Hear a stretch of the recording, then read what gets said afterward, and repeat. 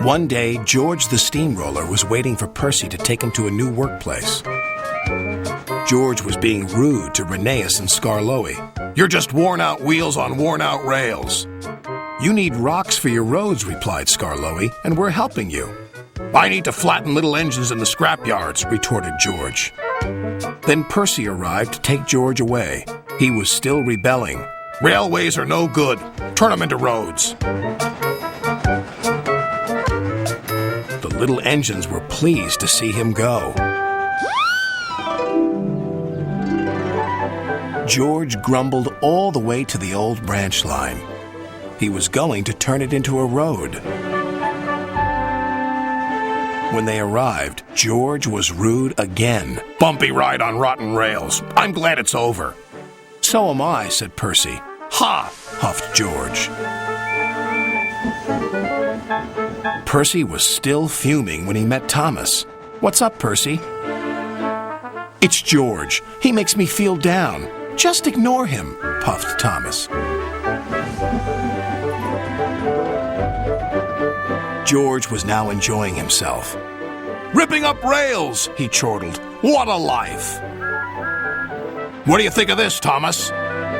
Thomas took no notice. George felt insulted. "You're a useless blue puffball." But Thomas didn't hear. "I'll show him who's boss." At last, the workmen reached the level crossing. "What shall we do here?" "Tear it up, tarmac it," said George. So they did, but not properly, and George knew it. Later, Thomas was traveling home on the same line.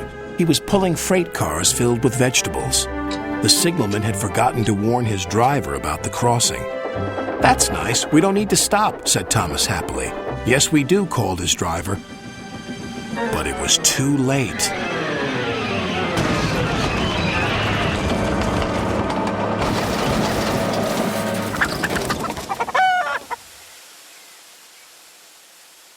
Next day, Percy told Gordon all about George. "Ha!" snorted Gordon. "You're just a small engine. That's why he's rude to you. He wouldn't dare cause me any trouble." George had been taken to some yards to work. Duck arrived with a train of empty freight cars. George was blocking his way, and a car was stuck on the main line. "Let me through," demanded Duck. "You'll just have to wait," replied George. "There's no time to wait. I must clear my freight cars from the main line to let Gordon through." "Then he'll have to wait too," said George. Duck's driver went to complain to the station master, but the signalman had set the signal to allow Gordon to speed through. His passengers were singing his praises, and he was making express time. "I'm the greatest! Just watch me fly by!" He whistled long and loud as he approached the station.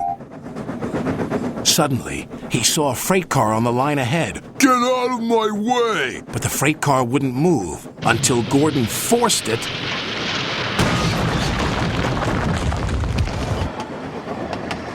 By accident. Gordon was worried that Sir Topham Hatt would be cross.